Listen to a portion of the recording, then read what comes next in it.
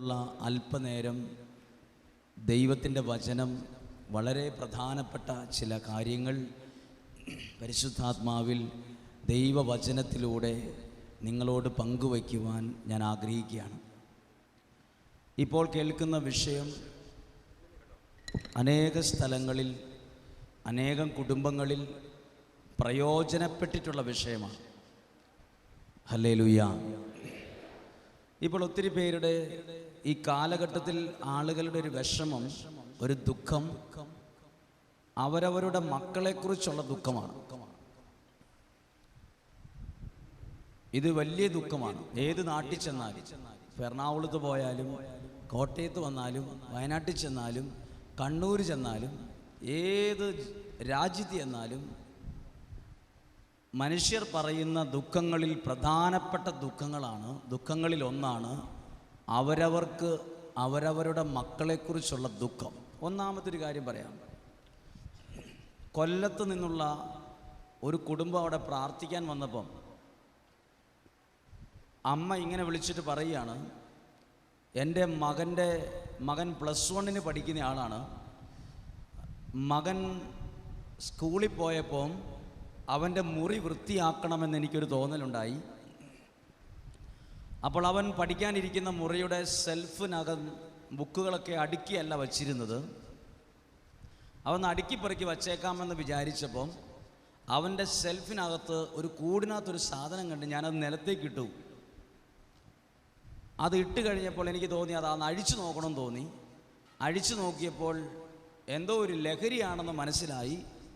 ഞാൻ അല്പം അതിനകത്ത് നിന്ന് എടുത്തിട്ട് അടുത്തുള്ള വീട്ടിൽ ചെന്ന് ഒരു കൂട്ടുകാരൻ, ഒരു പയ്യനോട് ചോദിച്ചു, ഇതെന്താ മോനെന്ന് ചോദിച്ചു. അപ്പോൾ ആ ചെറുപ്പക്കാരൻ പറഞ്ഞു, അമ്മച്ചി ഇത് കഞ്ചാവാണല്ലോ, ഇതെവിടുന്നാ കിട്ടിയെന്ന് ചോദിച്ചു.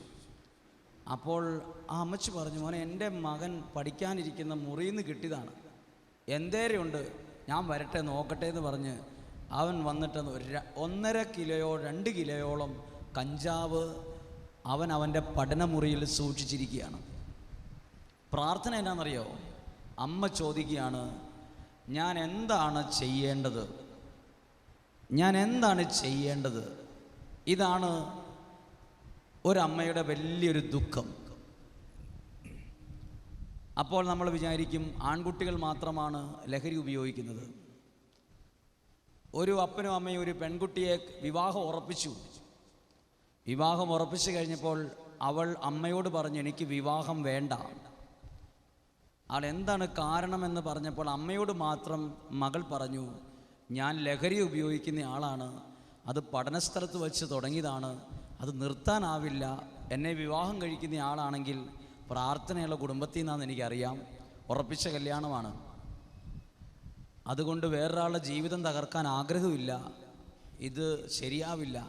ഇന്ന് അപ്പനും അമ്മയും ആ മകളെ കൊണ്ടുപോകുന്നത് ലഹരി വസ്തുക്കൾ ഇവൾക്ക് നിർത്താനുള്ള ചികിത്സ കൊടുത്തുകൊണ്ടിരിക്കുകയാണ്. ആ അമ്മയും ചോദിച്ചൊരു ചോദ്യമാണ്, ഞങ്ങൾ എന്താണ് ചെയ്യേണ്ടത്? ഇവിടെ ഇരിക്കുന്ന പലർക്കും അറിയില്ല എന്നാ ചെയ്യേണ്ടതെന്ന്. എന്നതാ ചെയ്യേണ്ടതെന്ന് അറിഞ്ഞാൽ നമ്മൾ രക്ഷപ്പെട്ടു. ഹല്ലേലൂയ. അവർക്ക് പറഞ്ഞേ ഹല്ലേലൂയ. ഒരുപാട് കുടുംബങ്ങളിൽ ഈ ഒരു വിഷമമുണ്ട്. നിങ്ങൾക്കറിയുമോ, മാതാപിതാക്കൾ മക്കൾ ചത്തുപോകണമെന്ന് പറഞ്ഞ് പ്രാർത്ഥിക്കാറുണ്ട്, മരിച്ചു പോകണമെന്ന് പറഞ്ഞ് പ്രാർത്ഥിക്കുന്ന അപ്പനും അമ്മയും. ആ വാക്കുകൾക്ക് പോലും ചില പ്രയോഗങ്ങൾ കേൾക്കുമ്പോൾ നമുക്ക് വിഷമം വരും.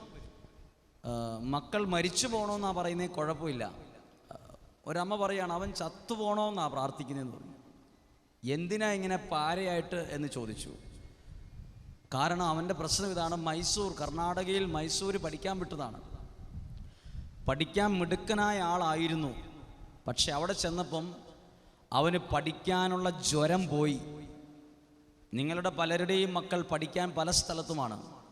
പഠിക്കാനാണ് വിട്ടത്, പക്ഷെ അവരുടെ മനസ്സിൽ നിന്ന് ബുദ്ധിയിൽ നിന്ന് പഠിക്കാനുള്ള ജ്വരമൊക്കെ പോയി. അവർക്ക് വേറെ പല കാര്യങ്ങളിൽ ശ്രദ്ധയായി. നമ്മളാരും അത് അറിഞ്ഞിട്ട് പോലും ഇല്ല. അപ്പോൾ ഈ മകൻ, അമ്മയും അപ്പനും പെങ്ങളും കൂടെ വന്നിട്ട് പറയുവാണ്, പെങ്ങളായ ഈ വ്യക്തി അപ്പൻ്റെയും അമ്മയുടെയും പേർക്ക് പറഞ്ഞതാണ്, എൻ്റെ പപ്പായും മമ്മിയും പ്രാർത്ഥിക്കുന്നത് എൻ്റെ സഹോദരൻ ആക്സിഡൻറ്റ് പറ്റി മരിച്ചു പോകണമെന്നാണ്. വീട്ടിൽ നിന്നൊരു ബൈക്ക് മേടിച്ച് കൊടുത്തിട്ടുണ്ട്. അതിനാണ് മൈസൂരിൽ നിന്ന് അവൻ മാസത്തിൽ ഒരിക്കൽ പോക്കും വരവും. കഴിഞ്ഞ മാസം വന്നപ്പോൾ അവൻ വന്ന പാടെ പറഞ്ഞു, എൻ്റെ ബൈക്കിൻ്റെ ഫ്രണ്ട് ടയർ മാറണം. അപ്പോൾ അപ്പം പറഞ്ഞടാ, ഇപ്പോൾ പെട്ടെന്ന് പൈസയില്ല, നീ അതുകൊണ്ട് ഈ പ്രാവശ്യം ബസ്സിന് മൈസൂർക്ക് പോകും, വണ്ടി ഇവിടെ ഇരിക്കട്ടെ, അടുത്ത പ്രാവശ്യം നീ വരുമ്പോഴത്തേക്കും ഇതിനെന്തെങ്കിലും ഒരു ക്രമീകരണം ചെയ്യാമെന്ന് പറഞ്ഞ് ഇഷ്ടപ്പെടാത്തതുകൊണ്ട് മുറ്റത്ത് ഉണ്ടായിരുന്ന ഒരു തൂമ്പായുടെ കൈ എടുത്തിട്ട് അകത്തേക്ക് കയറിയിട്ട് ഫ്രിഡ്ജ്, ടി വി, അലക്ക് മെഷീൻ എന്നിങ്ങനെ എല്ലാം അടിച്ച് തരിപ്പണമാക്കി. എല്ലാം വീട്ടിലുണ്ടായിരുന്ന സകലതും ഈ തൂമ്പാക്കൈ കൊണ്ട് അടിച്ച് പൊളിച്ചു. ഇവർ അപ്പനും അമ്മയും എല്ലാം ഓടി. എന്നിട്ട് അവൻ പോയി. അതിനുശേഷം പല പ്രാവശ്യവും ഇവൻ്റെ വിഷമങ്ങൾ കാരണം ഈ അമ്മയും അപ്പനും പ്രാർത്ഥിക്കുകയാണ്, അവൻ മരിച്ചു പോയാൽ മതിയായിരുന്നു. മൈസൂരിൽ നിന്ന് അവൻ വിളിക്കുവാണ്, അമ്മ ഞാനങ്ങ് വരുവാന്ന് പറയുമ്പോഴേ അമ്മ പറഞ്ഞത്, അവൻ വരുവാന്ന് പറയുമ്പോഴേ അടുക്കളയിൽ നിൽക്കുന്ന എൻ്റെ ചങ്കിടിക്കുമെന്ന് പറഞ്ഞു. എൻ്റെ മനസ്സ് പിടയ്ക്കും, വരണ്ടായിരുന്നല്ലോ എന്ന് ചിന്തിക്കും. ആരാ പറയുന്നതെന്ന് ഓർക്കണം, ഭർത്താവിനെക്കുറിച്ചല്ല, വളർത്തി വലുതാക്കിയ മകനെക്കുറിച്ചാണ് ഞാനിത് പറയുന്നത്. ഏതെങ്കിലും ഒരു കഥപുസ്തകത്തിലെ വായിച്ചപ്പോൾ കേട്ട കഥയല്ല. ഇന്ന് അനേകം മനുഷ്യർ, കുടുംബം നീറിപ്പുകയുന്ന പ്രതിസന്ധിയെക്കുറിച്ചാണ് നിങ്ങളോട് പറയുന്നത്. ഹല്ലേലൂയ, അവർക്ക് പറഞ്ഞേ ഹല്ലേലൂയ. ഇതിന് ചില പ്രത്യേകതകളുണ്ട്. ഇതെല്ലാം അതിജീവിക്കാനുള്ള വഴിയാണ് പറയാൻ പോകുന്നത്. അതിജീവിക്കാനൊരു വഴി പറയാൻ പോകാൻ ഇന്നലെ പറഞ്ഞതുപോലെ തന്നെ ഒരു കാര്യമാണ്. എന്തു കാര്യമാണെങ്കിലും ഏതേ നിലനിൽക്കുള്ളൂ? പ്രാർത്ഥനയിൽ, ദൈവവചനത്തിൽ പണിത് കയറ്റിക്കൊണ്ടുവരുന്നതേ നിലനിൽക്കുകയുള്ളൂ.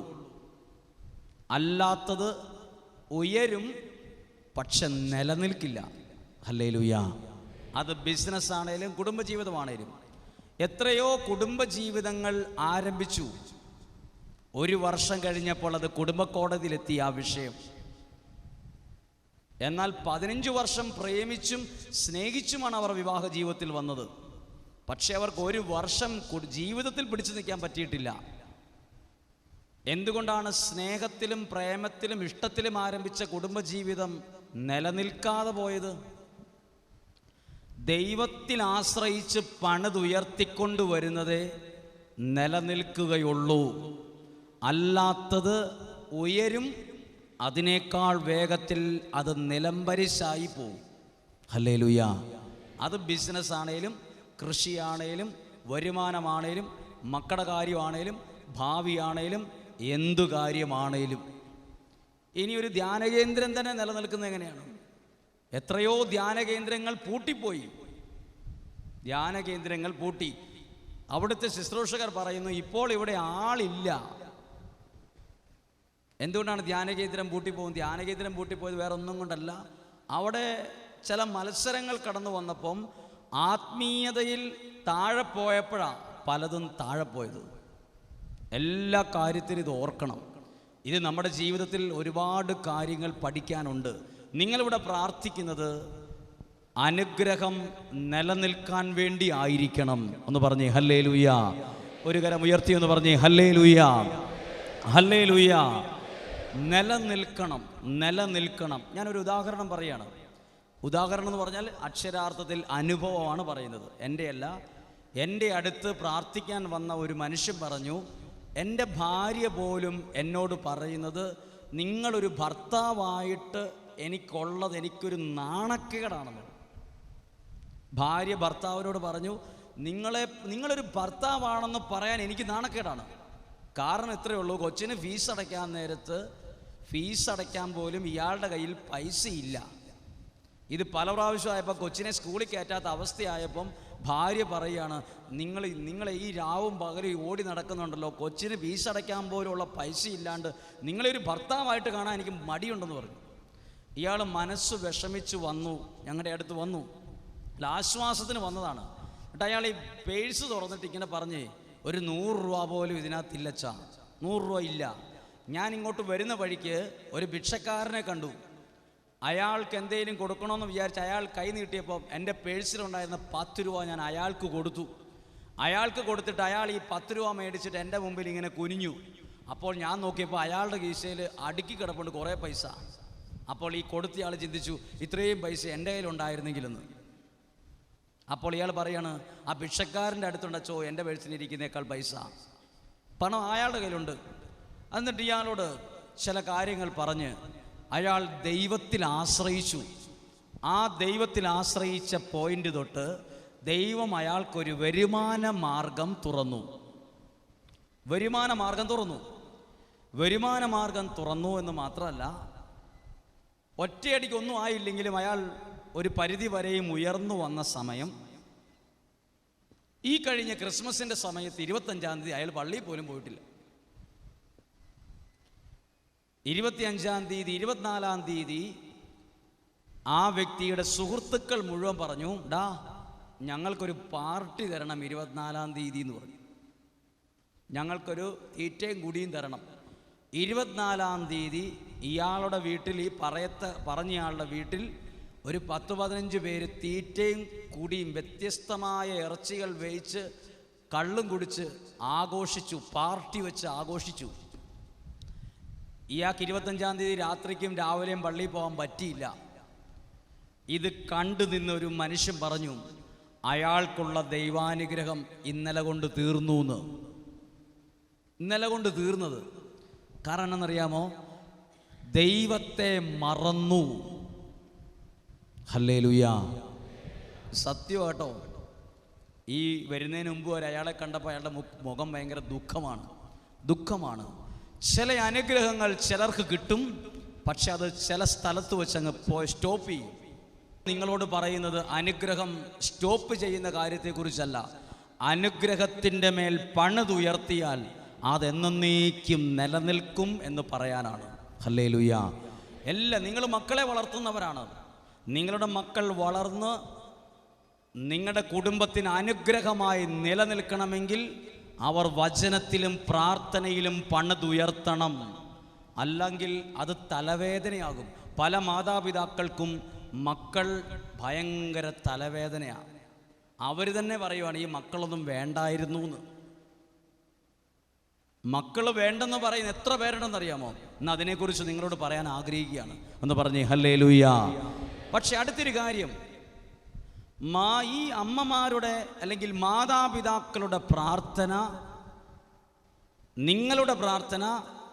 നിങ്ങളുടെ മക്കൾക്കൊരനുഗ്രഹമാക്കി മാറ്റാൻ നിങ്ങളുടെ പ്രാർത്ഥന കൊണ്ട് സാധിക്കും. മറക്കരുത്. ഇവിടെ ഇരിക്കുന്ന ഓരോ അമ്മയുടെയും ഓരോ അപ്പന്മാരുടെയും പ്രാർത്ഥന ഗുണം ചെയ്യുന്നത് അടുത്ത തലമുറയ്ക്കാണ്. ഹല്ലേലൂയ. അത് അക്ഷരാർത്ഥത്തിൽ സത്യമാണ്. നമ്മുടെ അപ്പച്ചന്മാർ, പ്രായമുള്ള അപ്പച്ചന്മാർ വെളുപ്പിന് 4 മണിക്ക് എഴുന്നേറ്റിട്ട് 5:30 വരെ മുട്ടേ നിന്ന് അപ്പച്ചനുണ്ടായിരുന്ന ഒരു മകൻ പറഞ്ഞപ്പം ആ മകൻ പറയുകയാണ്, എൻ്റെ അപ്പച്ചൻ 4 മണിക്ക് എഴുന്നേറ്റ് 5:30 വരെ മുട്ടേ നിന്ന് പ്രാർത്ഥിക്കുമായിരുന്നു. അതിൻ്റെ പച്ചപ്പ ഇന്ന് ഞങ്ങളുടെ കുടുംബത്തിലുള്ളതെന്ന്. ആരുടെയൊക്കെയോ പ്രാർത്ഥനയുടെ അനുഗ്രഹമാണ് നമ്മൾ അനുഭവിച്ചുകൊണ്ടിരിക്കുന്നത്. ഹല്ലേലൂയ. ഒരു അനുഭവം കൂടി പറഞ്ഞിട്ട് ആ വിഷയത്തിലേക്ക് വരാം. എനിക്ക് പരിചയമുള്ള 75 വയസ്സുള്ള ഒരു അച്ഛൻ. ഈ അച്ഛൻ നല്ലൊരു അച്ഛനാണ്. പക്ഷെ അച്ഛൻ്റെ കുടുംബത്തിൽ 7 മക്കളോളം ഉണ്ട്. ഈ അച്ഛൻ്റെ ഒരു ഒറ്റ വിഷമമുള്ള അച്ഛന്. നല്ല സാമ്പത്തികമായി ഉയർന്നു നിൽക്കുന്ന കുടുംബമാണ് പാരമ്പര്യമായിട്ട്. പക്ഷെ അച്ഛൻ്റെ പെങ്ങളെ കല്യാണം കഴിച്ച ആള് മുക്കുടിയനാണ്. കുടിയെന്ന് പറഞ്ഞാൽ സാധാരണ കുടിയല്ല, മാനസിക രോഗിയെ പോലെ ആയിപ്പോവും. പിന്നെ അതുപോലെ കുടിക്കുന്ന ഒരാളാണ്. അപ്പോൾ എല്ലാവരും കൂടെ പറഞ്ഞു, നീ അവനെ ഉപേക്ഷിച്ച് നീ തിരിച്ചു പോരെ, 1/2 ഏക്കർ സ്ഥലം ഞങ്ങൾ നിനക്ക് വേണ്ടി തരും, നീയും നിൻ്റെ 3 മക്കളും ഇവിടെ താമസിച്ചോളാൻ പറഞ്ഞു. അപ്പോൾ ഈ പെങ്ങൾക്ക് 3 ആൺപിള്ളേരാണ്. അപ്പോൾ ഈ ചേച്ചി പറഞ്ഞു, ഞാൻ എന്തായാലും ഉപേക്ഷിക്കുന്നില്ല, എനിക്ക് ദൈവം തന്ന ആളല്ലേ എന്നൊക്കെ പറഞ്ഞു.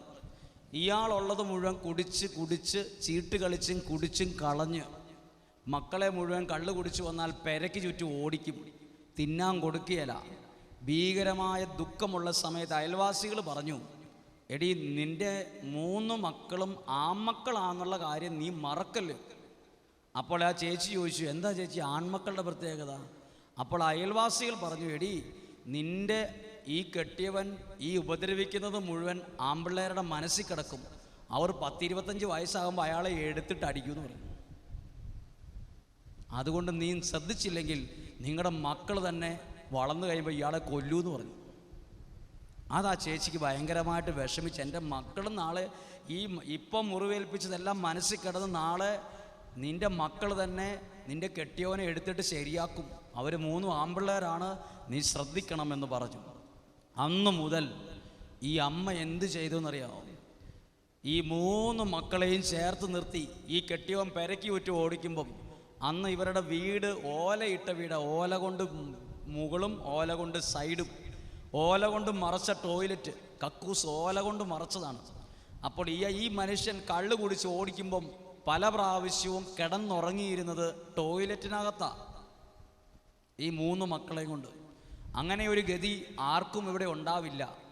അങ്ങനെ ഇരിക്കുമ്പം ഈ മക്കൾ ആശ്വസിപ്പിച്ച് ഒന്ന് ചുമയ്ക്കാതെ സംസാരിക്കാതെ പോലും മിണ്ടാതിരുന്ന് ഈ മക്കളെ ടോയ്ലറ്റിൽ വെച്ച് ഉറക്കും.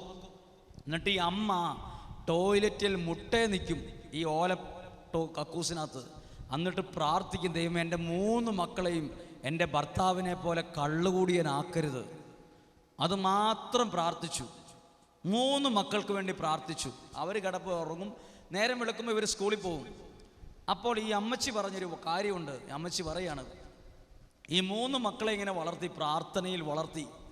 അപ്പോൾ കുടുംബക്കാരൊക്കെ ഒരു കല്യാണത്തിനോ ആഘോഷങ്ങൾക്കോ ഒക്കെ വീടുകളിൽ വരുമ്പം ചേട്ടന്മാരുടെയും പെങ്ങന്മാരുടെയും ഒക്കെ മക്കളോട് പറയും, ആൻറ്റിയുടെ വീട്ടിൽ പോകാൻ പറഞ്ഞാൽ ഒരൊറ്റ കുഞ്ഞുങ്ങൾ പോലും ഇവരുടെ വീട്ടിൽ വരില്ല.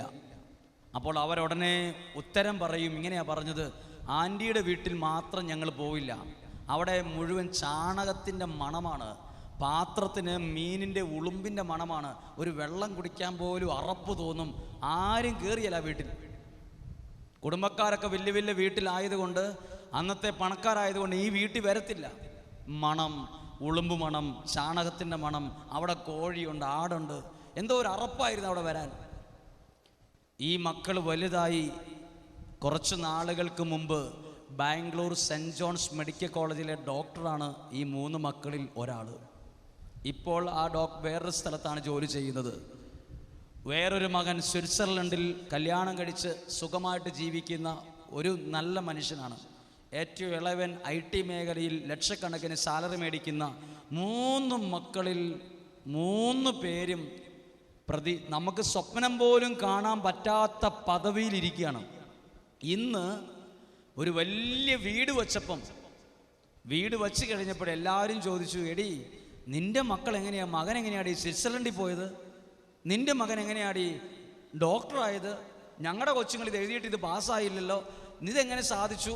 അപ്പോൾ ഈ അമ്മ പറയുന്നൊരു വാക്കാണ്, ഇന്ന് അവരുടെ വീട്ടിൽ എന്തെങ്കിലും ഒരു കാര്യം പറഞ്ഞാലുണ്ടല്ലോ, പണ്ട് ഉളുമ്പ് മണമാ, പാത്രമാ, ഇവിടെ മണമാ എന്നൊക്കെ പറഞ്ഞ ആൾക്കാർ എന്ത് കാര്യം ഉണ്ടെങ്കിലും ഇപ്പം പറയുന്നത് ഇങ്ങനെയാണ്, ആൻറ്റി പറയുന്ന പോലെ നമുക്ക് ചെയ്യാമെന്ന്. ഇപ്പം നേരെ പ്ലേറ്റ് മാറി. ഇപ്പം എവിടെ ആര് കൂടിയാലും 10 പേര് കൂടിയാലും ഇവരുടെ വീട്ടിൽ കൂടാനാണ് ഇഷ്ടം. ഇതിൻ്റെ രഹസ്യം എന്നാണെന്നറിയാമോ? ഒരു വീട് പോലും ഇല്ലാത്ത സമയത്ത് ഈ അമ്മ പറഞ്ഞ വാക്ക് കേട്ടോ, അനുഗ്രഹിക്കപ്പെടാനുള്ള കാരണം ഒന്നുമില്ലായ്മയിൽ നിന്ന് പ്രാർത്ഥനയിൽ ഉയർത്തി മക്കളെ പണിതാണ് അനുഗ്രഹത്തിൽ നിലനിൽക്കാനുള്ള കാരണമെന്ന് പറഞ്ഞേ ഹല്ലേലൂയ. ഉറക്കെന്ന് പറഞ്ഞേ ഹല്ലേലൂയ. ഒരു കരം ഉയർത്തി എന്ന് പറഞ്ഞേ ഹല്ലേലൂയ. ഈ ലോകത്തിൽ ആരെങ്കിലും അനുഗ്രഹിക്കപ്പെട്ടിട്ടുണ്ടെങ്കിൽ അതിൻ്റെ പുറകിൽ പ്രാർത്ഥനയുള്ള ആരുടെയോ ഒരു കരം ഉയർന്നിട്ടുണ്ട്. ആരുടെയും ഒരു കരം ഉയർന്നിട്ടുണ്ട്. അതിന് ആധാരമായൊരു വചനം പഠിപ്പിക്കുകയാണ്. വിശുദ്ധ മത്തായിയുടെ സുവിശേഷത്തിൽ 15-ാമത്തെ അധ്യായത്തിൽ 21 മുതലുള്ള വാക്യങ്ങൾ. കാനാൻകാരിയുടെ വിശ്വാസം. ഇങ്ങനെ വായിക്കുമ്പോൾ നമുക്കൊന്നും തോന്നിയല്ല, ഈ കാനാൻകാരി ആരാന്നറിയാമോ? ആരാണ്? പെൺകൊച്ചുള്ള ഒരമ്മയാണ്. അതായത് ഈ കാനാൻകാരിക്ക് ഒരു മകളുണ്ട്. പെൺകുട്ടിയുള്ള ഒരു അമ്മയുടെ പേരാണ് ഈ കാനാൻകാരി. ഹല്ലേലൂയ.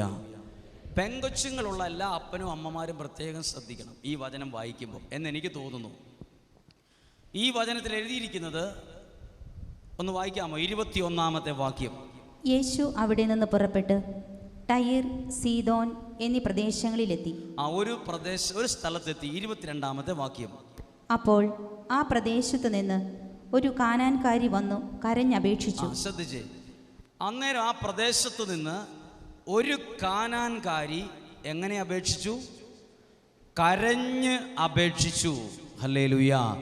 അപ്പൊ നോക്കിക്കേ, കാനാൻകാരി എന്ന് പറയുന്ന ഈ സ്ത്രീ ഒരമ്മയാണ്. ഈ അമ്മയാണ് ഈശോയുടെ അടുത്ത് വന്ന് കരഞ്ഞ് പ്രാർത്ഥിച്ചത്. പ്രിയപ്പെട്ട അമ്മച്ചിമാരെ, നിങ്ങൾ ദൈവസന്നിധിയിൽ കരഞ്ഞു പ്രാർത്ഥിക്കുന്നവരാണെങ്കിൽ നിങ്ങളുടെ മക്കൾ ഒരിക്കലും നിങ്ങൾക്ക് നഷ്ടപ്പെട്ടു പോകില്ല. ഹല്ലേലൂയ. ഇനി നിങ്ങൾ ചിന്തിക്കുവാണ്, ഞാൻ ഉപദേശിക്കും, ഉപദേശം എനിക്കും ഇഷ്ടമല്ല, നിങ്ങൾക്കും ഇഷ്ടമല്ല, നിങ്ങളുടെ മക്കൾക്ക് അതിനേക്കാൾ അതിഷ്ടമല്ല. ഈ ലോകത്തിൽ ഇന്നു വരെ ഉപദേശിച്ചിട്ട് ആരും നന്നായിട്ടില്ല. പക്ഷേ കരഞ്ഞു പ്രാർത്ഥിച്ചിട്ട് പലരും ജീവിതത്തിൽ രക്ഷപ്പെട്ടിട്ടുണ്ട്. പറഞ്ഞേ ഹല്ലേലൂയ. രക്ഷപ്പെടും. ഇതല്ലെങ്കിൽ ബൈബിൾ എഴുതി വെക്കേണ്ട കാര്യമില്ലല്ലോ, ഇത് വിശുദ്ധ ഗ്രന്ഥത്തിൽ ഇത് എഴുതേണ്ട കാര്യമില്ലല്ലോ. കാനാൻകാരി കരഞ്ഞു പ്രാർത്ഥിച്ചു. കരഞ്ഞു പ്രാർത്ഥിക്കുന്ന എല്ലാ അമ്മമാരെയും ഓർത്ത് ഞാനും ദൈവത്തെ സ്തുതിക്കുന്നു. കാരണം ഞാൻ ദൈവത്തിൻ്റെ വചനവുമായി ഇന്ന് ഈ 2020 ഇവിടെ നിൽക്കുന്നുണ്ടെങ്കിൽ എനിക്കും പറയാനുണ്ട് കരഞ്ഞു പ്രാർത്ഥിക്കുന്ന ഒരമ്മയെക്കുറിച്ച്. ഞാനിവിടെ നിൽക്കാനുള്ള ഒരു ബേസിക് കാരണം പോലും ഈ ഒരൊറ്റ കാരണമാണ്. കരഞ്ഞു പ്രാർത്ഥിച്ചു. എന്താ കരഞ്ഞ് പ്രാർത്ഥിച്ചതെന്ന് എഴുതിയിരിക്കുകയാണ്. എൻ്റെ കടബാധ്യത മാറണമെന്നാണോ, രോഗം മാറണമെന്നാണോ, ജപ്തി വന്നിരിക്കുവാന്നാണോ? ഇതൊന്നുമല്ല പ്രാർത്ഥിച്ചത്.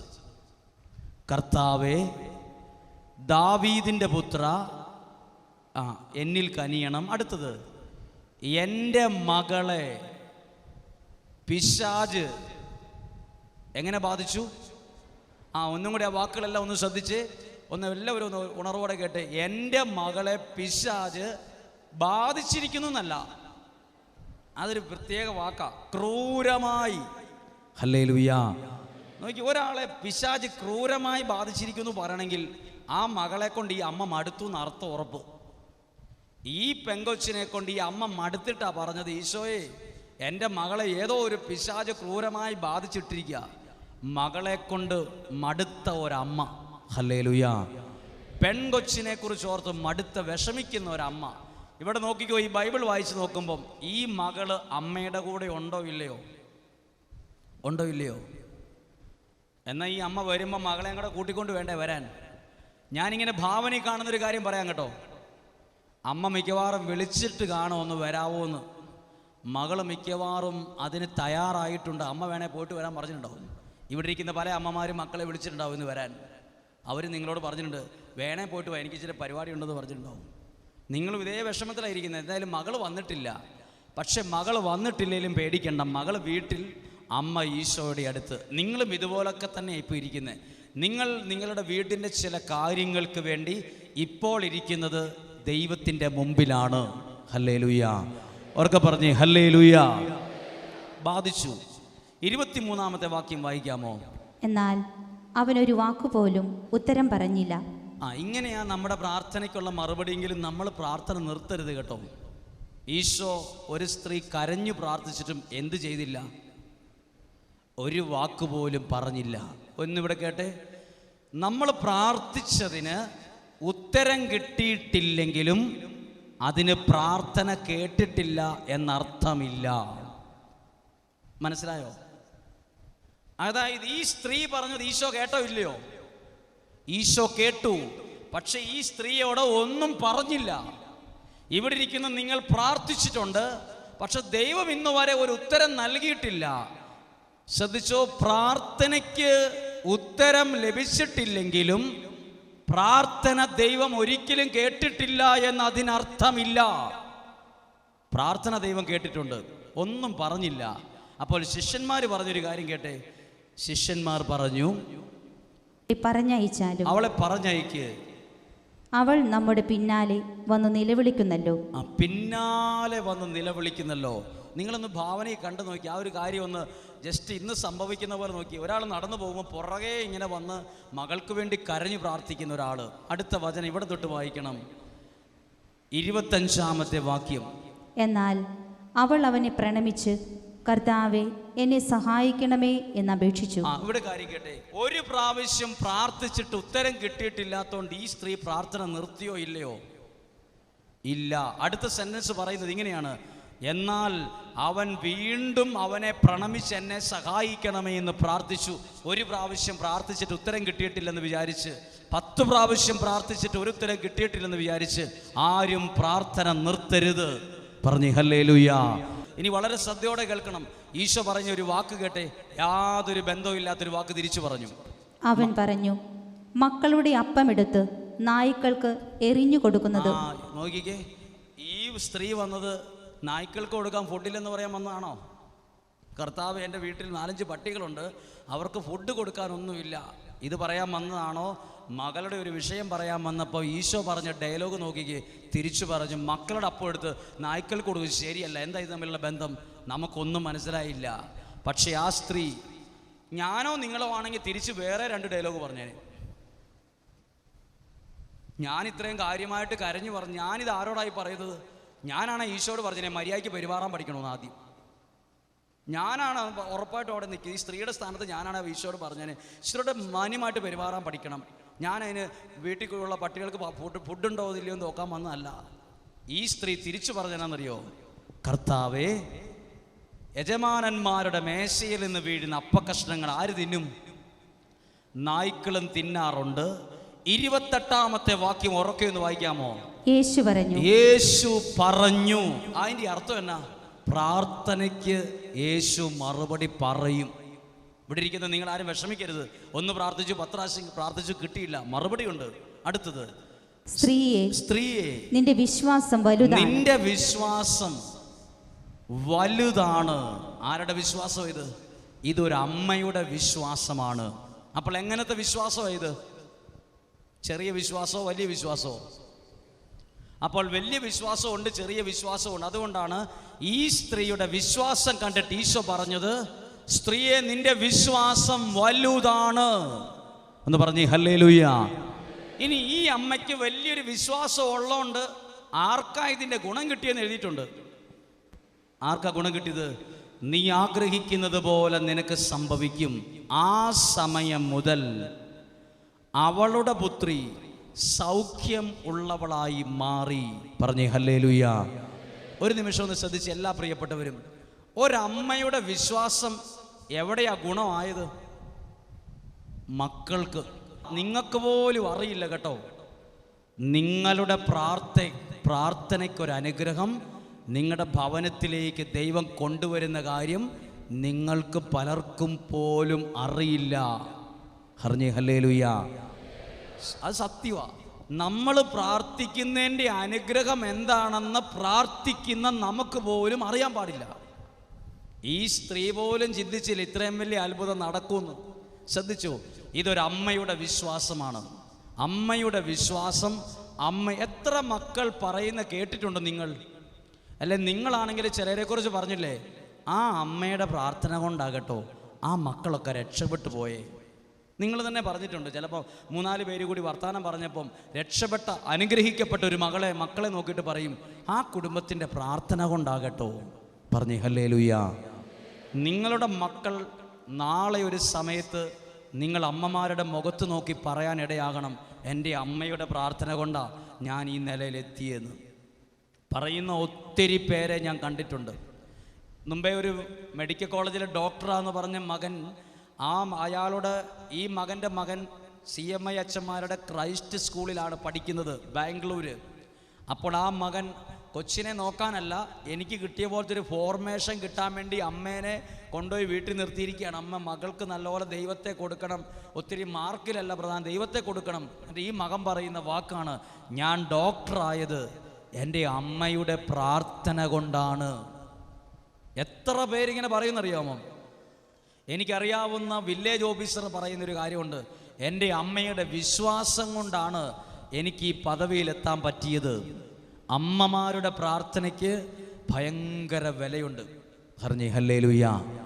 പ്രാർത്ഥിക്കുന്ന അമ്മമാർക്കുള്ള ഒരു സന്തോഷ വാർത്തയാണ് ഈ വചനം. പക്ഷെ എല്ലാവരും കുറ്റം പറയും, അമ്മയ്ക്ക് എപ്പം നോക്കിയാലും പ്രാർത്ഥനയുള്ളൂ എന്നൊക്കെ പറയും. പക്ഷെ നാളെ ഒരു സമയത്ത് അവർ തിരിച്ചറിയും അമ്മയുടെ പ്രാർത്ഥനയുടെ വില എന്നാണെന്ന്. പറഞ്ഞേ ഹല്ലേലൂയ. നിങ്ങൾക്ക് വീട്ടിൽ ബൈബിൾ ഉണ്ടെങ്കിൽ ഇത് വീട്ടിൽ പോയി ഒന്ന് വായിക്കണം. ഇതിനകത്ത് ശരിക്കും വായിക്കുമ്പോൾ ഇനിയും കുറേ കാര്യങ്ങൾ നിങ്ങൾക്ക് മനസ്സിലാകും. ഒരു ഉദാഹരണം, അമ്മമാരൊന്നും പ്രാർത്ഥിക്കുന്നവരല്ലെങ്കിലോ, മക്കൾക്ക് 4 A+ കിട്ടിയെന്നോർത്ത് ആരും സന്തോഷിക്കാൻ വരരുത്. സന്തോഷിക്കാറായിട്ടില്ല. A+ കിട്ടിയ പലരും ഇന്ന് പലർക്കും തലവേദനയാണ്. പലർക്കും തലവേദനയാണ്. A+ വേണ്ടെന്നല്ല, പഠനത്തെക്കാൾ വലുതാണ് ആൾക്കൊരു ദൈവാനുഗ്രഹമുള്ള അവസ്ഥയിൽ വളരുന്നത് കാണും. എല്ലാത്തിനും A+. അതുപോലെ തന്നെ ഒരു A+ വേണം ദൈവത്തിൽ ആശ്രയിക്കുന്ന കാര്യത്തിലും. അത് ഉറപ്പ് വരുത്തണം നിങ്ങൾ ഓരോരുത്തരും. കാരണം നിങ്ങൾ ശ്രദ്ധിച്ചേ, ഇന്ന് ചില ചെറുപ്പക്കാർ വീട്ടുകാർക്കും നാട്ടുകാർക്കും തലവേദനയാണ്. അവരെ കൊണ്ട് മടുത്തു. എന്താ കാരണം? സ്കൂളിൽ വലിയ മിടുക്കനൊക്കെ ആയിരുന്നേലും ദൈവവുമായിട്ട് ബന്ധമില്ലാതെ കൂട്ടുകൂടി തകർന്ന് തരിപ്പണമായി കല്യാണം കഴിച്ചു. ഭാര്യയ്ക്ക് തലവേദന, അടുത്ത തലമുറയ്ക്ക് തലവേദന, നാട്ടുകാർക്ക് തലവേദന, പള്ളിക്കാർക്ക് തലവേദന, ആർക്കും ഇഷ്ടമല്ല കാണുന്നത് പോലും. പ്രാർത്ഥനയില്ലാത്ത മക്കൾ കുടുംബത്തിന് അനുഗ്രഹമാകില്ല. പറഞ്ഞേ ഹല്ലേലൂയ. ഞാനൊരു നല്ലൊരു അനുഭവം നിങ്ങളോട് പറയാം. ഒരു കോളേജിൽ പഠിപ്പിക്കുന്ന സാറ്, കോളേജിൽ പഠിപ്പിക്കുന്ന ടീച്ചർ, 2 പേരും കോളേജ് അധ്യാപകരാണ്. എന്ന് പറഞ്ഞാൽ മാസാമാസം നല്ലൊരു സാലറി മേടിക്കുന്നവരാണ്. അധ്യാപകരുടെ മക്കളെക്കുറിച്ച് അധ്യാപകർക്കൊരു പ്രത്യേകതയുണ്ട്. അവർക്ക് നല്ല ടോപ്പ് മാർക്ക് കിട്ടണമെന്ന് അധ്യാപകർക്ക് ഭയങ്കര ഒരു ആഗ്രഹമാണത്. അധ്യാപകർക്ക് അധ്യാപകരുടെ മക്കളെക്കുറിച്ച് ഈ ഒരു കാര്യത്തിൽ ഭയങ്കര ശ്രദ്ധയുണ്ട്. അതുകൊണ്ട് സ്കൂളിൽ പഠിച്ചുകൊണ്ടിരിക്കുമ്പോൾ ഇവരുടെ മക്കൾക്കൊക്കെ ഭയങ്കര മാർക്കാണ്. അവിടെ അധ്യാപകർ പറയും, ഒന്ന് പറഞ്ഞാൽ മതി കേട്ടോ, നിങ്ങളുടെ മക്കളുടെ അത് ഭയങ്കര ഓർമ്മശക്തിയാണ്, ഭയങ്കര ബുദ്ധിശക്തിയാണ്, അത് നിങ്ങൾക്കറിയുമോ, ഭയങ്കര അപ്രിസിയേഷൻ ആയിരുന്നു എല്ലാവർക്കും. പക്ഷേ ഈ കോളേജിൽ പഠിക്കുന്ന അപ്പനും അമ്മയും പിള്ളേരെ ഞായറാഴ്ച അല്ലാതെ ഒരു ദിവസം പള്ളിയിൽ പോലും വിടിയല്ല. കുടുംബത്തിൽ പ്രാർത്ഥനയില്ല, ബൈബിളില്ല, ബൈബിൾ വായിക്കാൻ സമ്മതിക്കുകയല്ല. പഠിച്ചാൽ മതി എന്നാണ് പറയുന്നത്. ഒന്നും എൻ്റെ ഭാവനയിലുണ്ടായ കാര്യമല്ല. ആ വീട്ടിലൊരു അമ്മച്ചിയുണ്ട്.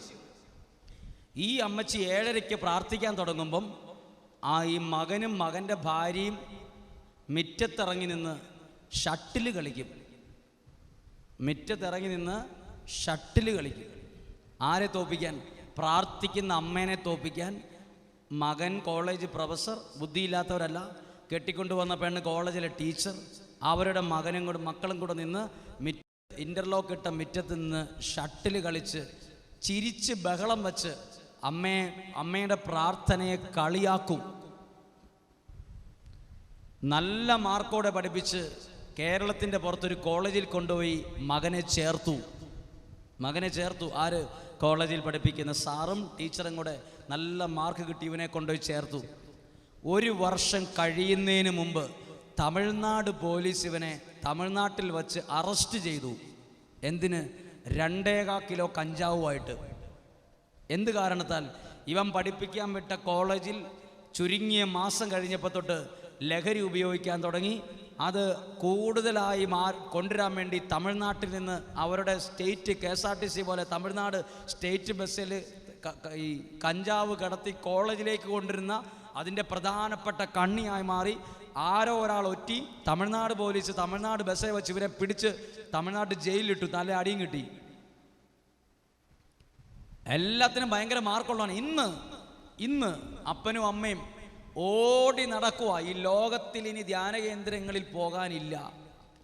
എല്ലായിടത്തും ഓടി നടക്കുക. എൻ്റെ മകനെ ഒന്ന് രക്ഷിക്കണം, എൻ്റെ മകനെ ജീവിതത്തിൽ തിരിച്ചു കൊണ്ടുവരണം, പഠിത്തം പോയാൽ പോട്ടെ.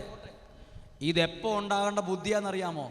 ഈ മക്കൾ തകർന്നു പോയതിൻ്റെ കാരണം ആ അമ്മച്ചി പറയും, എവിടെയായിരുന്നു ഇതുങ്ങളൊക്കെ ഇതിനു മുമ്പ്? അമ്മച്ചി പറയും, എവിടെയായിരുന്നു?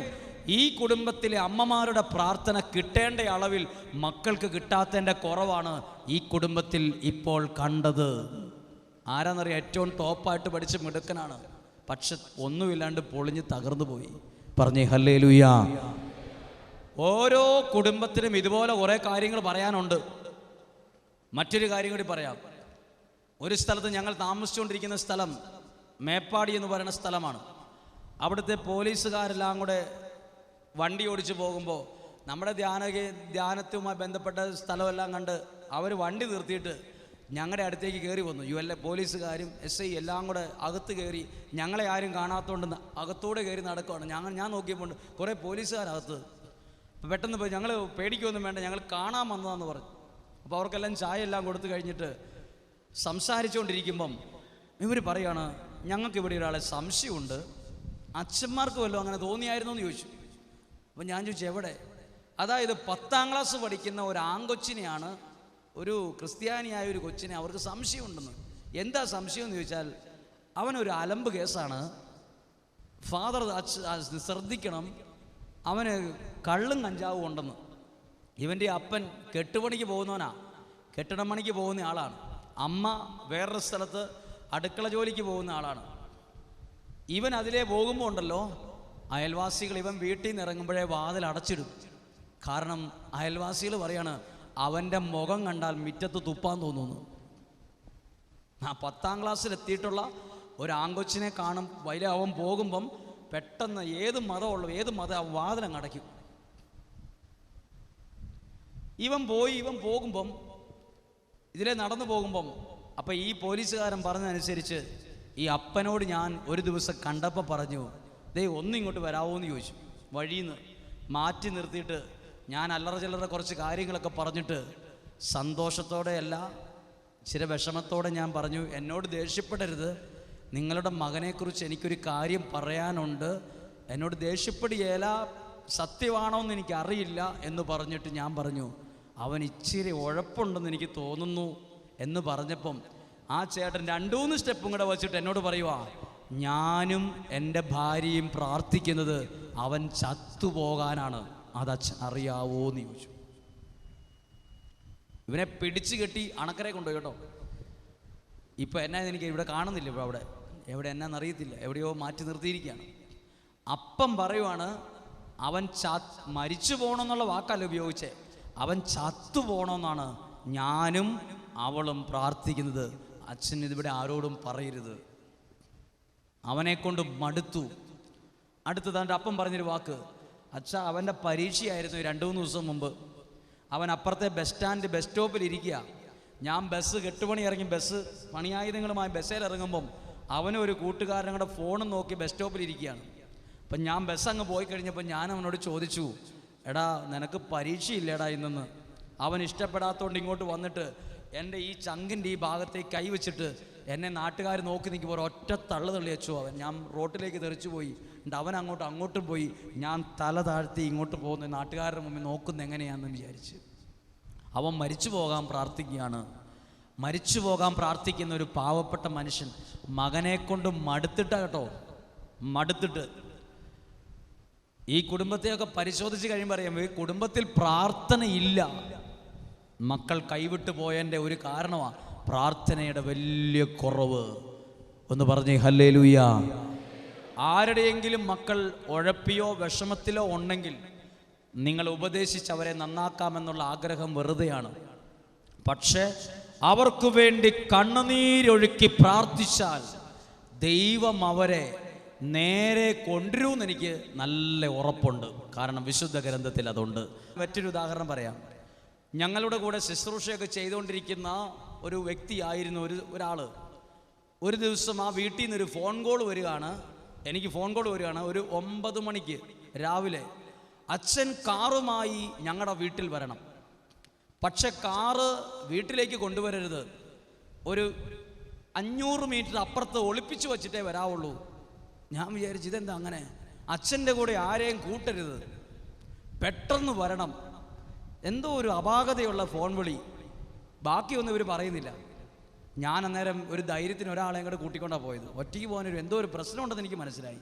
ഒരാളെയും കൂടെ കൂട്ടിക്കൊണ്ട് പോയി കാറ് കാപ്പിത്തോട്ടത്തിൽ മാറ്റിയിട്ടിട്ട് ഞങ്ങൾ നടന്നു പോകുമ്പം ഇവരുടെ പറമ്പിൻ്റെ തൊട്ട് 2 അപ്പുറത്ത് കർണാടകക്കാർ കാപ്പി പറിക്കുന്ന ഒച്ച കേൾക്കാം. അതായത് ഇപ്പോൾ വയനാട്ടിൽ കാപ്പി പറിക്കുന്ന സീസണാണ്. ഇതുപോലൊരു സമയത്താണ്. അപ്പോൾ ഉണ്ട് ആ വീട്ടിൽ ഞാൻ കയറി ചെന്ന് ഈ എൻ്റെ കൂടെ വന്ന ചേട്ടനെ ഞാൻ ഇച്ചിരി മാറ്റി നിർത്തിയിട്ട് ഞാൻ പോട്ടെ, എന്നാന്ന് അറിയട്ടെ, ചേട്ടൻ ഇവിടെ നിൽക്കണം, എന്തോ ഒരു പ്രശ്നമുണ്ടെന്ന് പറഞ്ഞ് ഞങ്ങൾ അകത്ത് കയറി അവിടെ വാതിലടച്ചപ്പം 25 വയസ്സോളം പ്രായമുള്ള മകൾ കഴുത്തിന് ചുറ്റും തോർത്ത് കെട്ടി നിൽപ്പുണ്ട്. വെള്ളത്തോർത്ത്. എന്നെ കണ്ടത് അഴിച്ചപ്പം കഴുത്തിന് ചുറ്റും തൊലിയില്ല, വെളിച്ചെണ്ണ തൂത്തിരിക്കുക മൊത്തം. വെളിച്ചെണ്ണയും കുളിച്ചാൽ നിൽക്കുന്നത് ഇവിടെ താഴേക്ക്. അപ്പം ഞാൻ ചോദിച്ചു എന്നാ പറ്റി? അപ്പോൾ ആ കൊച്ചിൻ്റെ അമ്മ പറയാണ്, ഇവളച്ഛാ ഈ കൊച്ചിനെ കെട്ടുന്ന തൊട്ടിയൽ കുറച്ചു മുമ്പ് കെട്ടി തൂങ്ങി, ഞാൻ ഒച്ച വന്ന് നോക്കിയപ്പം ഞാൻ അടുക്കളയിലെ കത്തി എടുത്തുകൊണ്ട് മുറിച്ച് താഴെ ഇട്ടതാ. അതുകൊണ്ട് ഈ കട്ടിലിൻ്റെ സൈഡിൽ തലയിടിച്ചിട്ട് ഇവിടെ നീരച്ച് കിടപ്പുണ്ട്. ഈ തൂങ്ങിയിട്ട് കഴുത്തേലെ ഫുൾ വട്ടത്തി തൊലി പോയി. അനക്കമൊന്നുമില്ലായിരുന്നു. അതുകൊണ്ട് എന്തൊക്കെയോ അലറി കാറി അമ്മച്ചിക്ക് അറിയാവുന്ന പോലെ എന്തൊക്കെയോ ചങ്ങലിട്ട് ഇടിച്ച് എന്തായാലും ജീവൻ തിരിച്ചു കിട്ടി, മരിച്ചില്ല. അപ്പം ഞാൻ ഇങ്ങനെ ചോദിച്ചേ, അയ്യോ നിന്നെ ഒരു വലിയ പണക്കാരനല്ലേ കല്യാണം കഴിച്ചത്, നിന്റെ ആ കല്യാണത്തിന് ഞാനും വന്നതല്ലേ, നീ എന്തിനാ ഇത്രയും വലിയ വീട്ടിലേക്ക് കല്യാണം കഴിച്ചു പോയിട്ട് നീ എന്തിനാ കെട്ടി തൂങ്ങിയത്? അപ്പോൾ ആ വീട്ടിൽ നിന്നൊരു ഡയലോഗ് എന്നറിയോ, അച്ഛാ അപ്പനും അമ്മയും എന്തേരം സ്വത്തുണ്ടാക്കിയിട്ട് എന്നാ കാര്യം, ആ ഉണ്ടാക്കുന്ന സ്വത്ത് മുഴുവൻ നശിപ്പിക്കാൻ ഉഴപ്പനായ ഒരു മകൻ പോരേന്ന്. അത് വലിയൊരു കാര്യമായിട്ട് എനിക്ക് ഇന്നും മനസ്സിൽ കിടപ്പുണ്ട്. എന്നറിയോ, അപ്പനും അമ്മയും വെയിലും മഴയും കൊണ്ട് തിന്നാതെയും കുടിക്കാതെയും സമ്പത്തുണ്ടാക്കിയിട്ട് എന്നാ അച്ഛാ കാര്യം? അവർ വളർത്തുന്ന ഒരു മകൻ ഒന്നുഴപ്പിയാൽ പോരെ ബലൂണിൻ്റെ കാറ്റ് പോലെ ഇതെല്ലാം പോകാൻ. അങ്ങനെ പറയുന്നത് ഹാർഡ്വെയർ കടയും ബിസിനസ്സും ഒക്കെയുള്ള അപ്പം പറയുവാണ്, ഇങ്ങനത്തെ ഒരു മകൻ വേണ്ടായിരുന്നു. ഞാൻ ഉണ്ടാക്കിയത് മുഴുവൻ തിന്നാനും കുടിക്കാനും കേസ് കളിക്കാനും ഉള്ള പെണ്ണ് കേസ് നടത്തി മുഴുവൻ നശിപ്പിക്കാനുമുള്ള ഒരുത്തനെ എനിക്ക് കിട്ടിയ എൻ്റെ ഒരു മകൻ. അപ്പോഴാണ് അറിയുന്നത്, കുടുംബത്തിൽ പ്രാർത്ഥനയില്ലാതെ വളർന്നു വന്ന ഒരു മകൻ ഇന്ന് കുടുംബത്തിന് മുഴുവൻ തലവേദനയായി. ആത്മഹത്യ, കല്യാണം കഴിച്ചിട്ട് 1-2 വർഷമേ ആയിട്ടുള്ളൂ. അപ്പോഴത്തേക്കും മകൾ വിവാഹം കഴിച്ച ഭാര്യ കെട്ടിത്തൂങ്ങിയിരിക്കുകയാണ് കൊച്ചിനെ മാറ്റിയിട്ടിട്ട്. ആ കുടുംബത്തിൻ്റെ വിഷമമാണ് പറഞ്ഞത്, പ്രാർത്ഥനയില്ലാത്തോണ്ട് പൊളിഞ്ഞുപോയ ജീവിതങ്ങൾ. പറഞ്ഞേ ഹല്ലേലൂയ. പ്രിയപ്പെട്ട ശ്രദ്ധിച്ചേ, അമ്മമാരുടെയും അപ്പന്മാരുടെയും പ്രാർത്ഥനയ്ക്ക് നമ്മൾ വിചാരിക്കുന്നേക്കാൾ വലിയ വിലയുണ്ട്. ഒരു കാര്യം കൂടി പറയാം. ഒരു അനുഭവമാണ്. ഒരപ്പൻ വന്നിട്ട് പറയാണ്, എൻ്റെ മകൻ മരിച്ചു, അവൻ മരിച്ചപ്പം ടൗണിൽ ആൾക്കാർ ലഡു കൊടുത്ത് ആഘോഷിച്ചു. +2 പഠിക്കുന്ന ഒരു കൊച്ചു മരിക്കുമ്പം നിങ്ങൾ ആരെങ്കിലും ബേക്കറി പോയി ലഡു മേടിച്ച്, അവൻ ചത്തുപോയടാ, അതിൻ്റെ ആഘോഷത്തിൽ ലഡു മേടിച്ച് കൊടുക്കാറില്ല. എന്നാൽ ഒരു +2 പഠിക്കുന്ന ഒരു പയ്യൻ മരിച്ചപ്പം ഓട്ടോറിക്ഷ ഓടിക്കുന്ന ഒരു ചേട്ടൻ കയ്യിലുണ്ടായിരുന്ന പൈസ ബേക്കറിക്കാരന് കൊടുത്തിട്ട് കുറച്ച് ലഡു മേടിച്ചിട്ട് അവിടെ ഉണ്ടായിരുന്നവർക്ക് വിതരണം ചെയ്തു. അവൻ ചത്തടാന്ന് പറഞ്ഞു. അങ്ങനെ പറയണമെങ്കിൽ എവിടെ എത്തിക്കാണും? അതിൻ്റെ കാര്യങ്ങൾ പറയാം. 10ാം ക്ലാസ്സിലെത്തിയപ്പം ഫോൺ വേണമെന്ന് പറഞ്ഞ് വീട്ടിൽ ബഹളം വെച്ച പയ്യനാണ്. ഫോൺ, അത് വലിയ ഫോൺ മേടിച്ചു കൊടുത്തിട്ട് ഈ ഫോണ് അപ്പനും അമ്മയ്ക്കും ഈ ഫോൺ കൊണ്ടുള്ള ഒരു പരിപാടി അറിയാൻ പാടില്ല. അപ്പോൾ ആൾക്കാരൊക്കെ ചോദിച്ചു, ഇത്ര ചെറുപ്പത്തിലെ ഫോണൊക്കെ മേടിച്ചു കൊടുക്കണോ? അതൊന്നും കുഴപ്പമില്ല, അവന് പഠനകാര്യങ്ങളുമായി ബന്ധപ്പെട്ടാന്ന് പറഞ്ഞു. ഫോൺ മേടിച്ചു കൊടുത്തു. +1ലേക്ക് കയറിയപ്പം വീട്ടിൽ കിടന്ന് ബഹളമാണ്, സ്കൂട്ടി വേണം, സ്കൂട്ടി ഉണ്ടെങ്കിലേ പോവുള്ളൂ എന്ന് പറഞ്ഞു. സ്കൂട്ടി മേടിച്ച് കൊടുത്തപ്പോൾ ഇവൻ ഹൈവേ റോട്ടിൻ്റെ വെള്ളവരയുടെ ഇടയ്ക്കൂടെ ഇവൻ വണ്ടി ഓടിക്കുള്ളൂ. ഇങ്ങനെ വെട്ടിച്ച് ഇവനെക്കൊണ്ട് മടുത്തു. അങ്ങനെ ഒരു ആക്സിഡൻറ്റ് പറ്റി കുറച്ച് നാൾ ഇരിപ്പായിപ്പോയി. ഒപ്പമുണ്ടായിരുന്ന ഒരു അക്രൈസ്തവ മതത്തിൽപ്പെട്ട ഒരു ഹൈന്ദവ സഹോദരൻ്റെ കൂട്ടുകാരൻ്റെ നടു പൊട്ടിപ്പോയി. അവൻ പേടിച്ചു പോയി.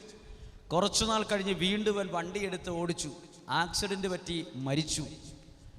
ആക്സിഡൻറ്റ് പറ്റി മരിച്ചപ്പോഴാണ് നാട്ടിൽ ലഡു കൊടുത്ത് ആഘോഷിച്ചത്. അപ്പോൾ ലഡു കൊടുക്കാന്ന് ഈ ആശുപത്രിയിൽ ഇവൻ ഓൺ ദി സ്പോട്ടിൽ മരിച്ചപ്പം ഇവൻ്റെ വായുടെ അകത്തും കവളിനകത്തും ലഹരി വസ്തുക്കളാണ്. ഇവൻ്റെ ബോഡി ഇവൻ മരിച്ചു വീണപ്പോഴേ ഇവനിത് ഇറക്കാൻ പോലും പറ്റിയിട്ടില്ല. ഇവൻ്റെ തൊണ്ണ കിടക്കുന്നത് കവളിലും എല്ലാം.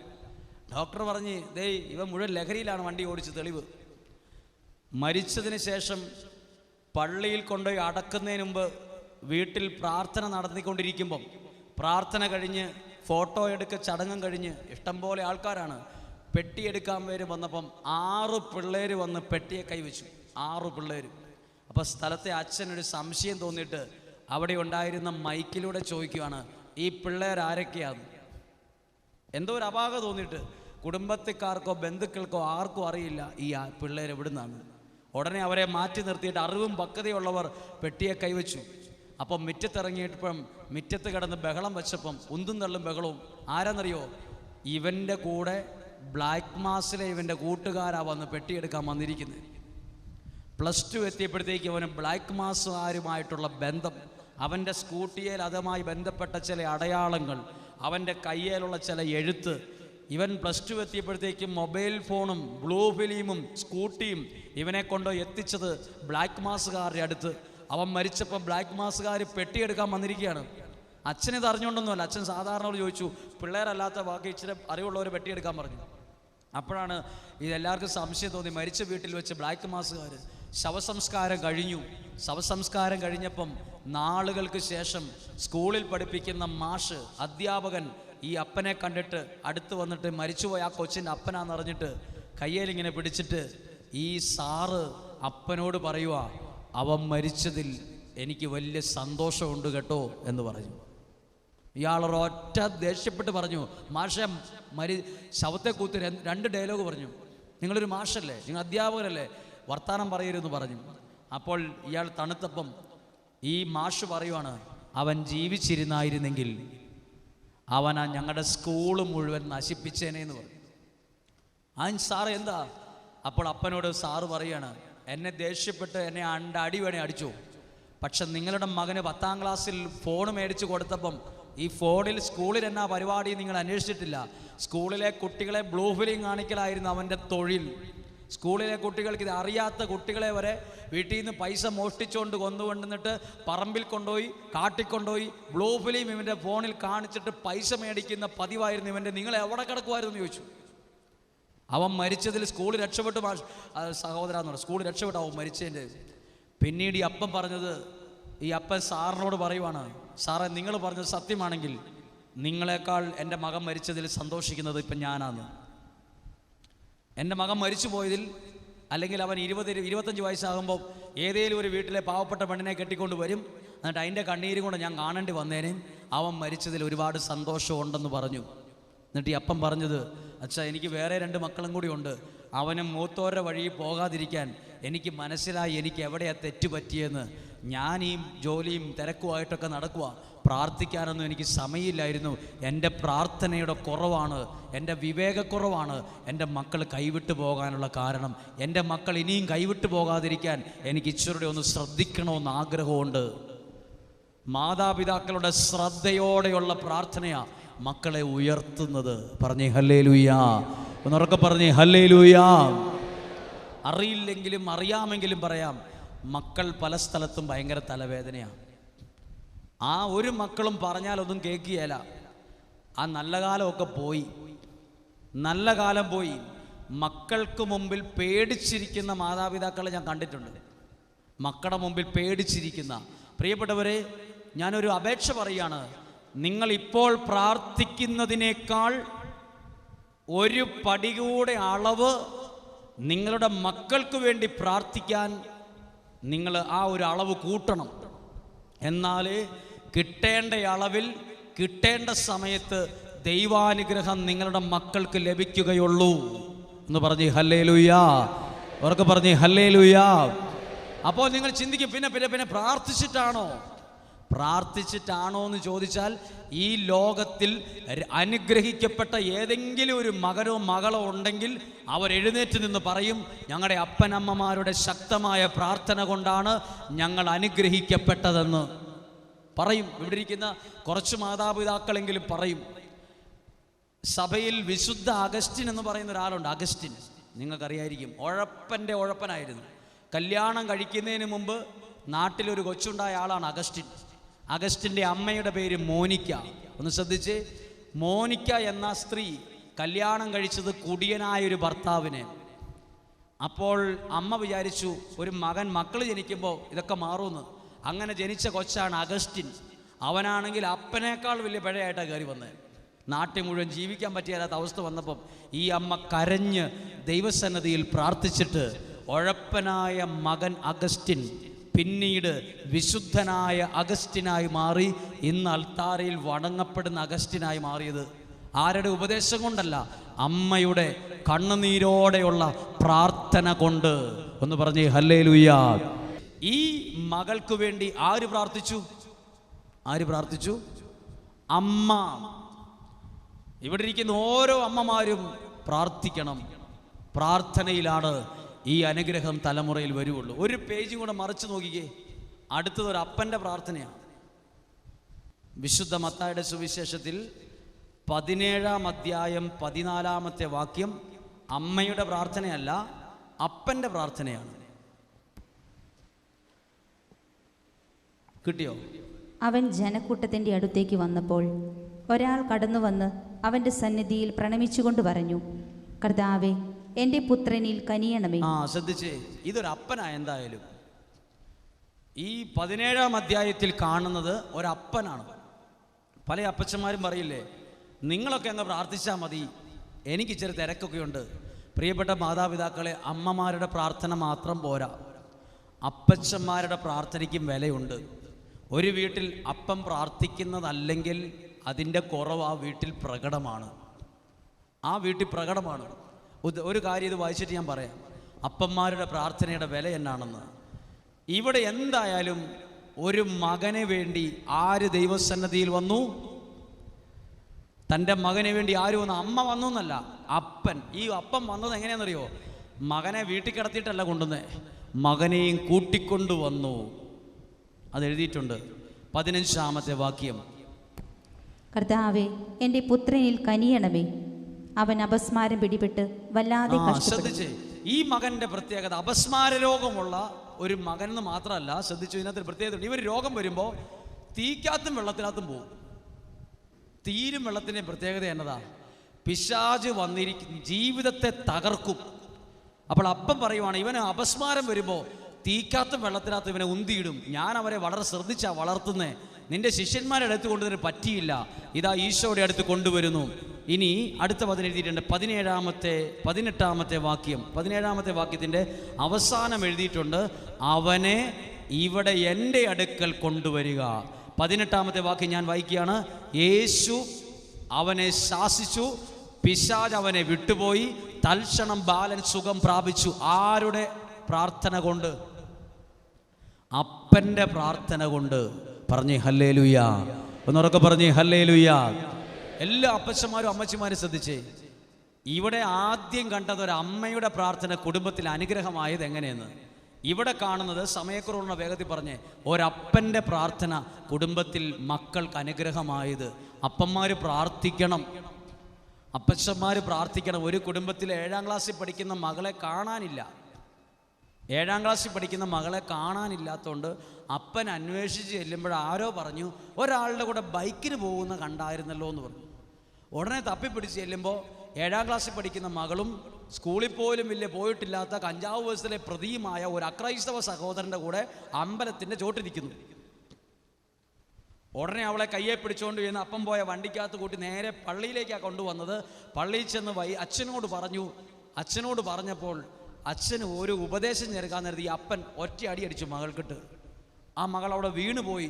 അത് വിഷമം കൊണ്ട് ചെയ്തത്. എന്നാൽ ആ മകൾ 7-ാം ക്ലാസ്സിൽ പഠിക്കുന്ന മകൾ എഴുന്നേറ്റ് നിന്നിട്ട് പറയുവാണ്, ഞാൻ ഒരാളെ കല്യാണം കഴിക്കുവാണെങ്കിൽ ഇവനെ കഴിക്കുകയുള്ളൂ, ഇവരെ കഴിക്കുകയുള്ളൂ.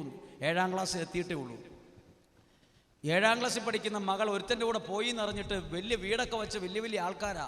ചെറുതേനീച്ച ഈ അടയ്ക്കുന്ന പോലെ വീട് മുഴുവൻ അടച്ച് ഈ കൊച്ചിനെ വീട്ടുകാരെല്ലാം അങ്ങോട്ട് ഉപദേശിക്കുകയാണ്. അപ്പോൾ ആ വീട്ടിലെ പ്രായമുള്ള ഒരു അപ്പച്ചൻ ഇവരുടെ ഉപദേശം കണ്ടിട്ട് മകനോട് ചോദിക്കുവാണ്. ഇങ്ങനെ ചോദിച്ചത്, എടാ നീ ഇത്രയും നാൾ എവിടെയായിരുന്നു എന്ന് ചോദിച്ചു. അതായത് ഈ വീട്ടിലെ ഒരു വലിയ കുറവാണ്, മുസ്ലിങ്ങളുടെ നോമ്പുകാലം വന്നാലേ ഇയാൾ പ്രാർത്ഥിക്കാൻ വീട്ടിൽ കൂടുകയുള്ളൂ. അതെന്താ അങ്ങനെ? അയാൾക്കൊരു പ്രത്യേകതയുണ്ട്. സന്ധ്യാപ്രാർത്ഥന അതൊന്നുമില്ല, പ്രാർത്ഥനയില്ല. മുസ്ലിങ്ങളുടെ നോമ്പ് കാലത്ത് അവർ നോമ്പ് തുറക്കാറാകുമ്പോൾ കടയടച്ചിട്ട് ഓടും.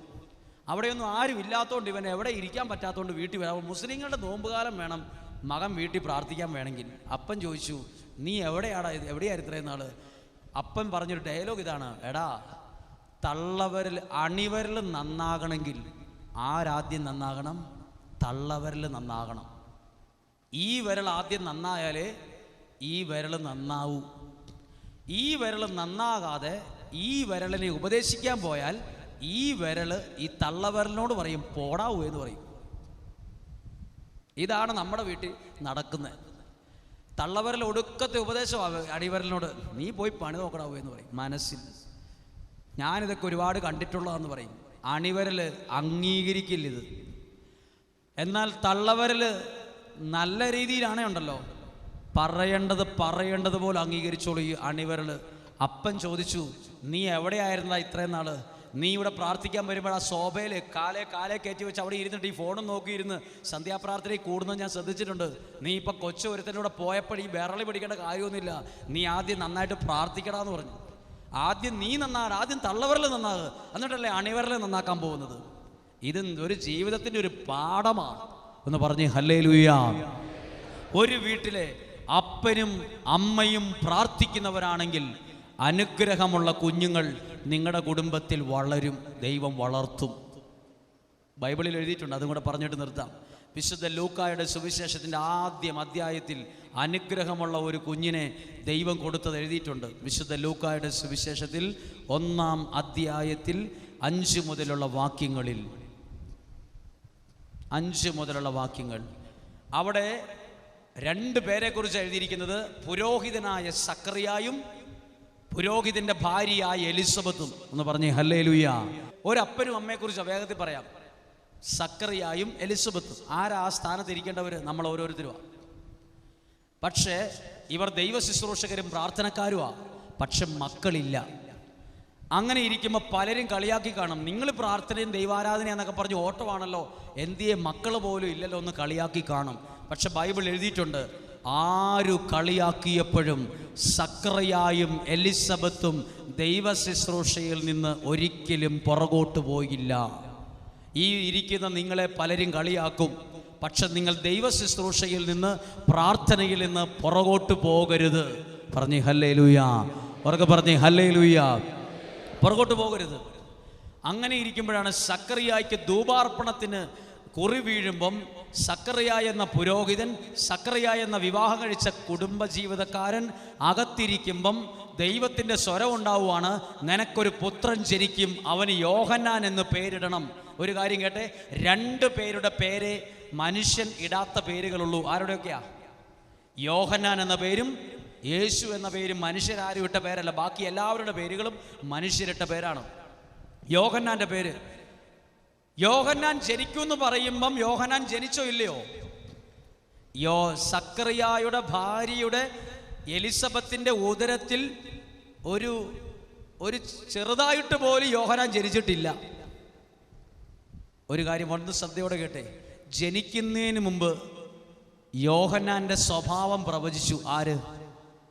ദൈവത്തിൻ്റെ ദൂതൻ. ഒരു കാര്യം കേൾക്കണം, യോഹന്നാൻ ജനിച്ചിട്ടില്ല, പക്ഷെ ജനിക്കുന്നതിന് മുമ്പ് അവൻ്റെ സ്വഭാവം എന്താണെന്ന് 14-ാമത്തെ വാക്യം എഴുതിയിട്ടുണ്ട്. 1-ാം അധ്യായം, ലൂക്കാസ് സുവിശേഷം 1-ാം അധ്യായം 14-ാമത്തെ വാക്യം. നിനക്ക് ആനന്ദവും സന്തുഷ്ടിയും ഉണ്ടാവും. കൊച്ചു ജനിക്കുന്നതിന് മുമ്പ് അപ്പനോട് പറയുവാണ്, നിനക്കൊരു ആൺകൊച്ചു ജനിക്കും, അവൻ നിനക്ക് തലവേദന ആയിരിക്കില്ല, അവൻ നിനക്ക് ആനന്ദവും സന്തുഷ്ടിയും ഉണ്ടാക്കും. പറഞ്ഞേ ഹല്ലേലൂയ. എത്ര പേർക്ക് നിങ്ങൾക്ക് ആനന്ദം തരുന്ന മക്കളുണ്ട്? നിങ്ങൾക്ക് വിഷമമുള്ള മക്കളുണ്ട്. ഇവിടെ നോക്കിക്കേ, പ്രാർത്ഥിക്കുന്ന ഒരു അപ്പനോട് പറയുക, നിനക്കൊരു മകൻ ജനിക്കും, അവൻ ജനിച്ചെത്ര വയസ്സായാലും നിനക്കവനൊരു പാരയാവില്ല, നിനക്കൊരു തലവേദനയാവില്ല, അവൻ നിനക്ക് ഒരാനന്ദ വിഷയമായിരിക്കും. ഹല്ലേലൂയ. പ്രാർത്ഥിക്കുന്ന എല്ലാ മാതാപിതാക്കളും കേട്ടോ, പ്രാർത്ഥിക്കുന്നവരുടെ മക്കൾ ആനന്ദമായി മാറും. നിങ്ങൾക്ക് നിങ്ങളുടെ കുടുംബത്തിനും. 2-ാമത്തെ സ്വഭാവം, അനേകർ അവന്റെ ജനനത്തിൽ ആഹ്ലാദിക്കുകയും ചെയ്യും. അടുത്തത്, കർത്താവിന്റെ സന്നിധിയിൽ അവൻ വലിയവനായിരിക്കും. ദൈവത്തിന്റെ സന്നിധിയിൽ ആര് വലിയവനായിരിക്കും? ആരുടെ മകൻ? പ്രാർത്ഥനയുള്ള സക്കറിയായുടെ അപ്പനോട് പറയുവാണ്, നിനക്ക് ജനിക്കാൻ പോകുന്ന മകൻ നീ ഇങ്ങനെ പ്രാർത്ഥിച്ചു ഒക്കെ നടന്നോ, നിന്റെ മകൻ തെണ്ടിത്തിരിഞ്ഞ് നടക്കൂന്നല്ല പറഞ്ഞേ, നിന്റെ മകൻ എല്ലാവരേക്കാൾ വലിയവനായിരിക്കും. ആരാ നമ്മളോട് പറഞ്ഞേ നമ്മൾ പ്രാർത്ഥിക്കാൻ പോയാൽ നമ്മുടെ മക്കൾ തകർന്നു പോകുന്നു? അത് ബുദ്ധിയില്ലാത്തവർ പറഞ്ഞിട്ടുണ്ട്. നീ ഇങ്ങനെ പ്രാർത്ഥനയ്ക്ക് നടന്നോ, മക്കളുടെ വഴിക്ക് പോകുന്നു. മക്കളുടെ വഴിക്ക് പോകാതിരിക്കാനാ നമ്മുടെ പ്രാർത്ഥന. പറഞ്ഞേ ഹല്ലേലൂയ. ഒന്ന് കേട്ടേ, ദൈവവചനം പഠിപ്പിക്കുകയാണ്. സക്കറിയായോട് പറയുകയാണ്, നിന്റെ മകൻ, നീ പ്രാർത്ഥിക്കുന്ന ആളായതുകൊണ്ട് നിന്റെ മകൻ ദൈവസന്നിധിയിൽ വലിയവനായിരിക്കും. അടുത്തതെന്നറിയാവോ, അവരെത്ര വയസ്സായാലും കള്ളു കുടിച്ച് വഴി കിടക്കിയാലെന്ന് പ്രവചിച്ചു. അടുത്ത വാക്കെന്ന് വായിച്ചേ. വീഞ്ഞോ മറ്റു ലഹരി പാനീയങ്ങളോ അവൻ കുടിക്കുകയില്ല. ഇത് വലിയൊരു വിഷയമാണ്.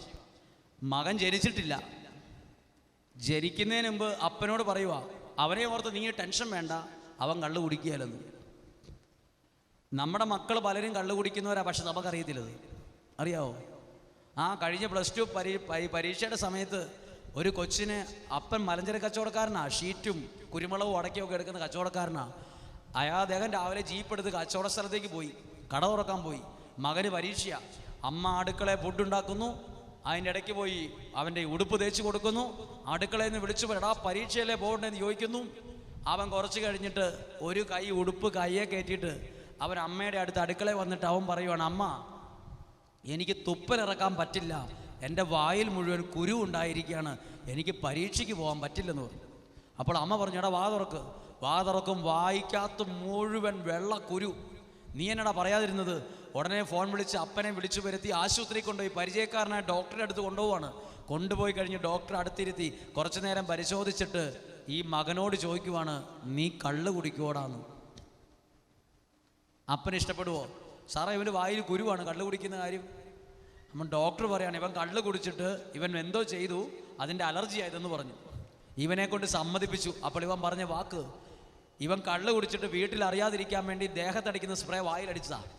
പല പ്രാവശ്യം അത് ചെയ്തപ്പം ഈ അലർജി ആയിട്ട് ഇത് മൊത്തം കുരുവായിട്ട് ഇവൻ്റെ കുടൽ വരെ ഒരു സൈസ് കുരു, ഈ ദേഹത്തടിക്കുന്ന സ്പ്രേ വായിലടിച്ച് അത് തുപ്പലിലൂടെ ഇറങ്ങിപ്പോയി അലർജി ആയിട്ട് ഇത് പൊട്ടിയതാണ്. +2 പഠിക്കുന്ന കൊച്ചു കുടിയനായ വിവരം അപ്പനും അമ്മയും അറിഞ്ഞിട്ടില്ല. നമ്മുടെ മക്കൾ പലരും മദ്യപാനികളായത് നമ്മളൊന്നും അറിഞ്ഞിട്ടില്ല. തിരൂരങ്ങാടി എന്ന് പറയുന്നൊരു സ്ഥലമുണ്ട് കോഴിക്കോട്. അവിടെ ഗവൺമെൻറ് സ്കൂളുണ്ട്. അവിടെ ഉമേഷ് എന്ന് പറയുന്ന സർക്കിൾ ഇൻസ്പെക്ടറുണ്ട്. കേരള ഗവൺമെൻറ് അനുവദിച്ച 10-15 കമ്പ്യൂട്ടറുള്ള ഒരു സെൻറ്റർ സ്കൂളിൽ ഉദ്ഘാടനം ചെയ്തപ്പം ഈ ഹൈന്ദവ സഹോദരനായ ഈ മനുഷ്യൻ ഇത് ഉദ്ഘാടനം ചെയ്യാൻ വരാൻ നേരത്ത് ഏറ്റവും ചെറിയ ക്ലാസ്സിലെ കുട്ടികളുടെ അടുത്തേക്ക് ചെന്ന് സംസാരിച്ചു. 52 പിള്ളേരുണ്ട്, 52. അപ്പോൾ പിള്ളേരോട് ആൺകുട്ടികൾ 10-25 പേരുണ്ട്. അപ്പോൾ ഈ സാറ് യൂണിഫോമിലായതുകൊണ്ട് പിള്ളേരൊക്കെ മിണ്ടാണ്ടിരിക്കുക പേടിച്ചിട്ട്. കുറച്ച് കഴിഞ്ഞ് കുട്ടികളോട് കഥകളൊക്കെ പറഞ്ഞിട്ട് ഈ സാറ് ചോദിക്കുക ഒരു ചോദ്യം, ആൺകുട്ടികളോട് ആരെങ്കിലും കള്ള് കുടിച്ചിട്ടുണ്ടോന്ന്. കള്ള് കുടിച്ചവർ കൈപൊക്കുക. ആരെങ്കിലും കൈപൊക്കുമോ? LP സ്കൂളിലെ പിള്ളേർ.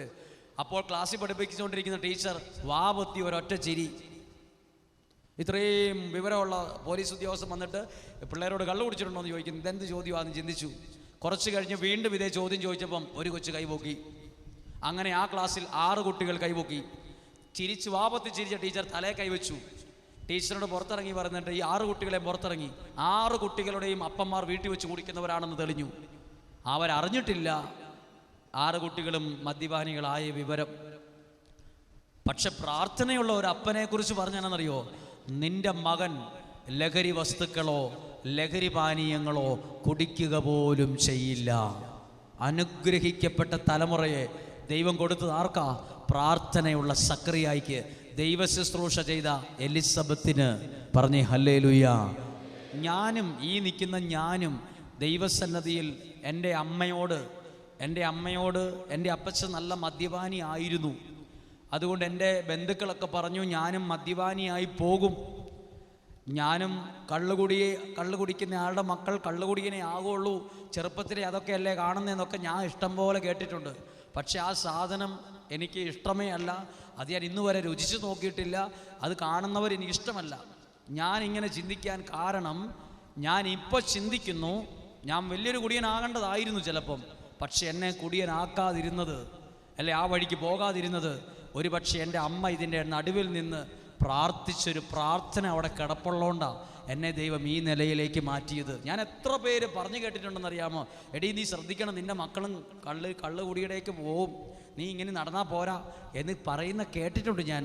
പക്ഷേ എന്നെ ആ വഴിക്ക് പോകാതെ ഉയർത്തി നിർത്തിയത് നടുക്ക് നിന്ന് പ്രാർത്ഥിച്ച അമ്മയുടെ പ്രാർത്ഥനയാണ്. അതൊരിക്കലും വിസ്മരിക്കാൻ കഴിയുന്ന ഒരു കാര്യമല്ല.